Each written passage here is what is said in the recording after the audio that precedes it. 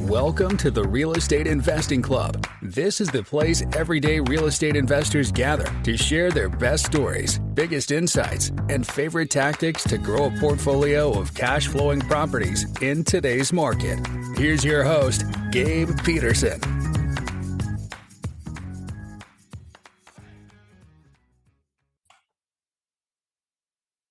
All right. Welcome back to another episode of the Real Estate Investing Club. Today we have Chuck Bongiovanni here. Nailed that last name. Nailed it. Chuck is from Majestic Residences. He is here to talk to us about a niche that we don't often have on this podcast, so I'm super excited. Residential assisted living. Well, Chuck, thank you very much for hopping on the podcast. Gabe, thanks for the invite. All right. I told you before we got on here, we like starting with stories, or we like to hear people's stories. So why don't you take us back to the beginning of your story? How did you get into assisted living? So back in the days when the dinosaurs kind of walked the earth, no, probably about 30 something years ago, I graduated as a social worker, and I was helping families find assisted living. And so what happened was that became a business model for me. And I started helping families, kind of like a real estate agent. I would introduce families to different residential assisted livings and big assisted living places. And after doing that for a little over a decade, I decided to franchise that.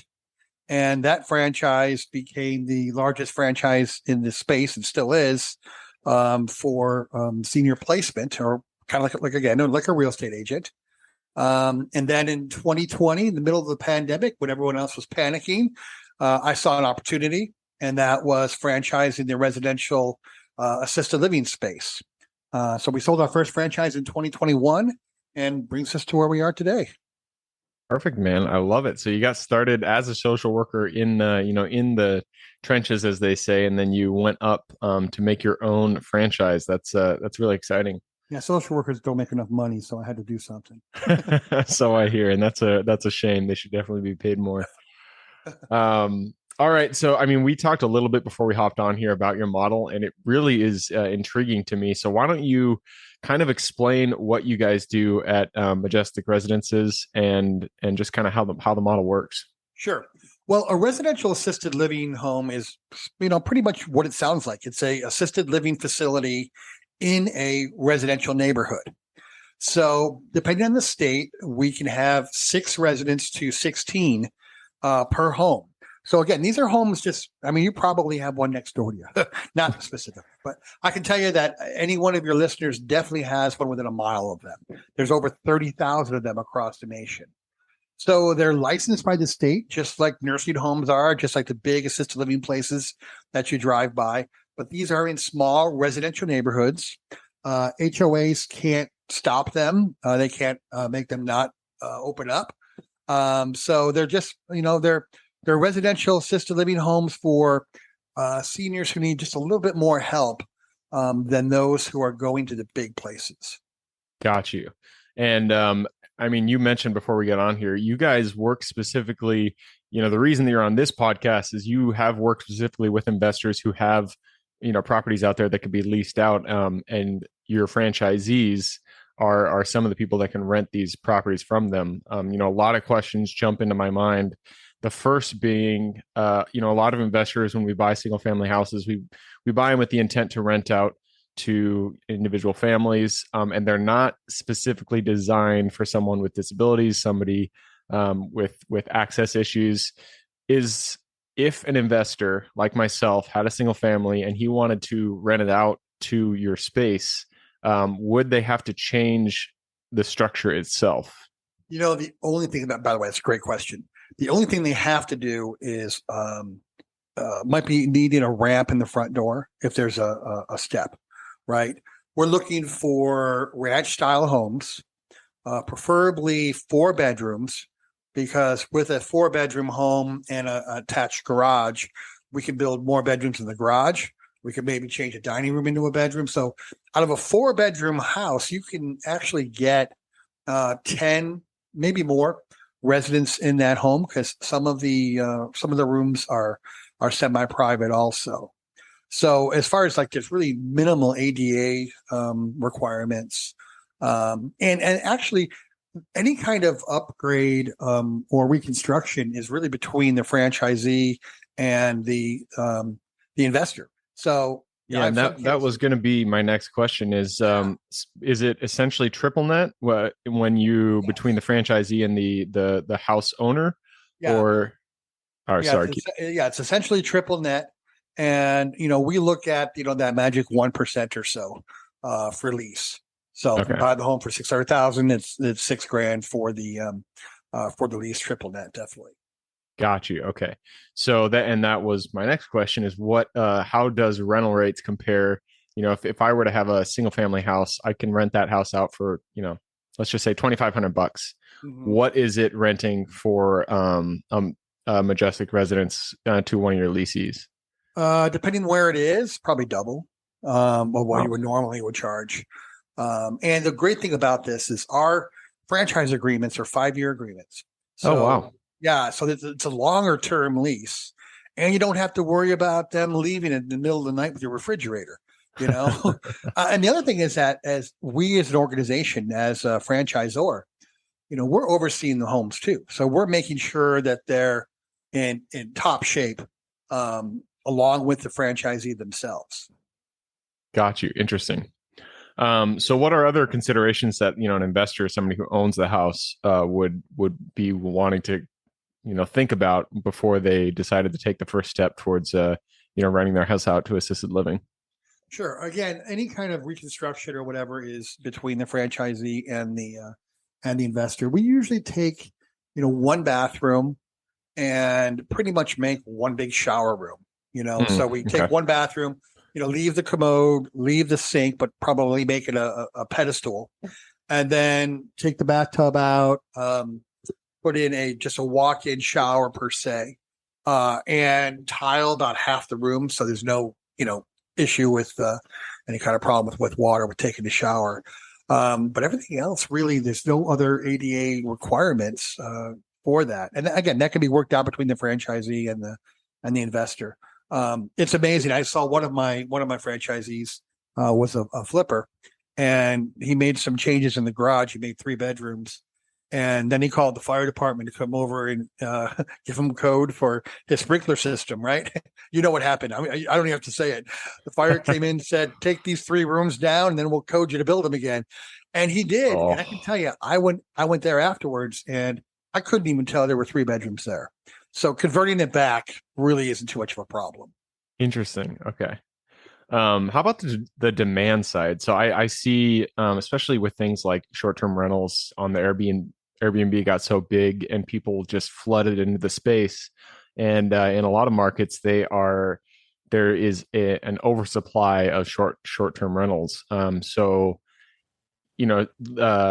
Assisted living is not as big, obviously, as Airbnbs or short-term rentals, but do you see that there's a problem with demand? How's the demand supply curve there? Not even an issue. If you think about it, if a company wanted to go in and they wanted to build a big assisted living place, you're talking 2 to 3 years in order for that to happen. Our homes can be opened up within 4 to 6 months, depending on the state they're in. So they, go through the licensing process. So it's much quicker for us to open up. And like I said, there's 30,000 of these things that are built right now. You'll be surprised how many are in, any of your listeners' communities. They wouldn't even know it because they're not on main streets. There's no signs. I literally, when I was with my first company, I literally placed a resident literally next door to their daughter's house. Oh, and wow. the home was there for 10 years, and the daughter never knew it was a residential care home. So, and I know you've kind of mentioned this before, that HOAs, they can't stop this, but there has to be some kind of, zoning that you fit into, because this is a business being run. Yeah, it's interesting because banks, lenders have a hard time understanding this. So, we've told our franchisees, these are lenders that we work with, but don't go to your local bank because they won't get it, because they don't understand how can you do a commercial loan in a residential neighborhood, right? Mm-hmm. So the HOAs, because there's this little law I'm being sarcastic. There's a little law called the Federal Fair Housing Act, right? Okay. Just a little It's a one. little guy. And they can't stop them. But what they can do, the only thing they really can do is say, hey, you can't take the garage door off. And so we make sure that the franchisees, they'll put a fake wall in front of the garage doors, keep the garage doors there, make sure that there's egress windows in the garage too. So sometimes they have to, punch out a window, but there's really nothing else the HOA can do. And usually, Gabe, this is kind of funny. Usually the people who complain the most in the neighborhoods are usually the first one to place mom or dad in the home. Interesting. Always. Yeah. Huh. That's interesting. So what about I just had a question pop into my mind that I was interested to know, but now it is completely escaped I'll me. jump in, then I'll save you. Okay.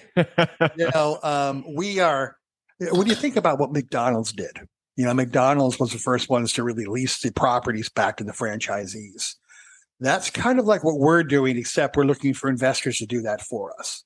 So, again, it's a minimum of a 5-year lease. They could have an option to buy, depending on the investor, if they want to set that up. But I think it's a huge opportunity, especially right now. It's a great opportunity for investors because it's high rent and long term. Yep. Yeah, that makes sense. Are there any specific markets? I mean, I'm assuming you guys are nationwide, correct? Mm-hmm. Yeah. And I know, is there any specific markets that is more amenable to assisted living, or is it pretty much across the board? Doesn't matter what major metro you're in, you should be able to find some demand there. Yeah, anywhere where there's old people. So Florida. Anyway, well, I mean, yeah, from Florida, really anywhere. You can say where there's a lot of homes, a lot of care homes is a great area too, because the surrounding area can support it. Where there's not a lot of them too, it could just be there just isn't a lot of them there. Doesn't mean they can't support it. And we have homes, in all different geographic areas that are doing well. Interesting. And so, and I don't mean to cut into your business itself, but I'm just curious about the competition. Are there a lot of franchises out there that do this, that find investors and lease their buildings out to assisted living franchisees, or how does that work? There's only a handful of franchises that do what we do, but none of them are seeking investors to do this. Huh. Cool. We're actually looking into starting a REIT ourselves. Okay. To supply the franchisees with homes. So you're looking to actually do the acquisition of the buildings. Yeah. Wow. Okay. Well, hey man, this is definitely the first time we've heard this business model on this podcast. So I'm glad you hopped on. If anybody wanted to get in contact with you to learn a little bit more how they could, offer their single families to your business, how would they do that? They go to discovermajesticresidences.com, and there's a form there that says start your journey. One of the questions says, are you looking to be a franchisee or are you looking to be an investor? Okay. And I just want to clarify on the form that you filled out to get onto the podcast, you said discovermajesticresidences.co. So it's .com, correct? Yeah, that fat fingers. Okay. Yeah. It's all good.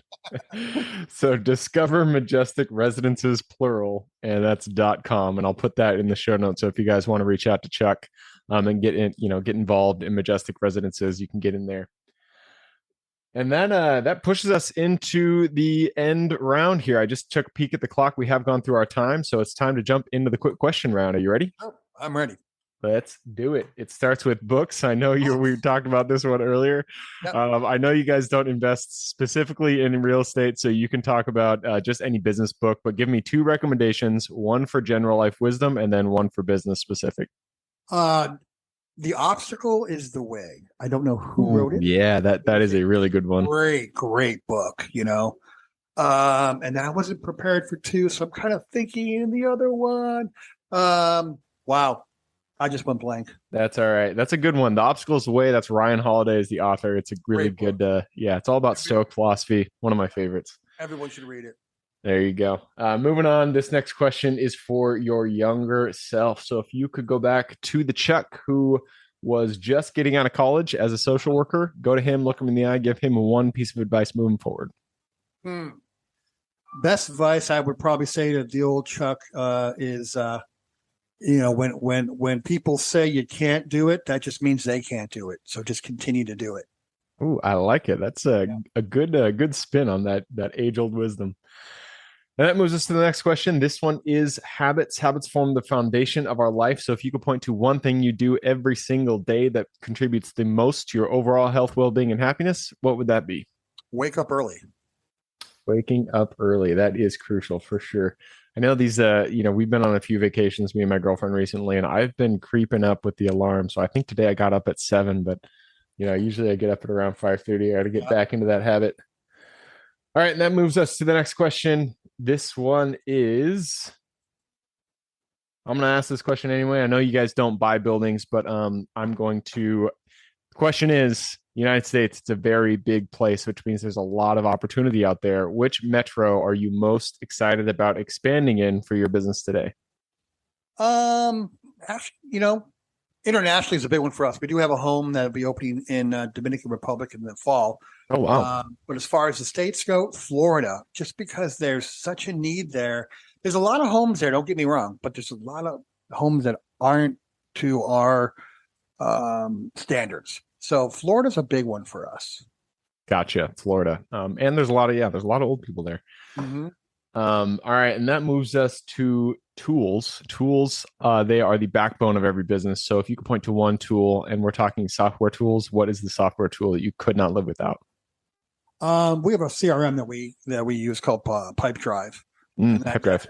That definitely helps us keep everything organized from our sales perspective, but also through our client perspective also. Gotcha. Pipedrive is a good one. I used that before. And that wraps it up. But I did want to ask one more question. I'm sure people might have missed it earlier, but what is the criteria that you look for in the buildings again, if somebody wanted to get invested? Yeah, ranch style homes, preferably with an attached garage and at least 4 bedrooms to start with. Some states, for example, California, the limit is 6 bedrooms. So, a 3-bedroom with an attached garage, we could probably make into enough room for 6 residents. Cool. So ranch style, attached garage, and 4 bedrooms. What about bathrooms? Bathrooms don't matter as much as because we're going to make one big bathroom for showering. You know what I mean? So a lot of our residents, they don't need their own private bathroom because we don't want them getting up at night anyhow by themselves. That makes sense. Actually makes dollars. Good point. All right. Well, that wraps it up. Again, I appreciate you hopping on the podcast. And that's it. Thank you very much. Thank you. Absolutely. And for everybody who's here with us today, thank you guys for showing up. You are the reason we do this. So if you guys have any questions whatsoever, reach out to me, Gabe at therealestateinvestingclub.com. Other than that, hope you guys have a great week. Keep rocking real estate, and I look forward to seeing you on the next episode. All right, before I officially sign off, I have a quick announcement to make. If you're interested in becoming a passive investor in one of my deals, my own company, Kaizen Properties, is looking for capital partners for our upcoming projects. We invest in what are known as recession-resistant assets, mainly self-storage facilities, mobile home and RV parks, and industrial properties. If you're interested in investing and would like to learn a little bit more about my company, our investing criteria, and some of the previous projects we've done, go to the Real Estate Investing Club podcast at therealestateinvestingclub.com and scroll all the way down to the bottom of the page. Click on the Invest With Us button.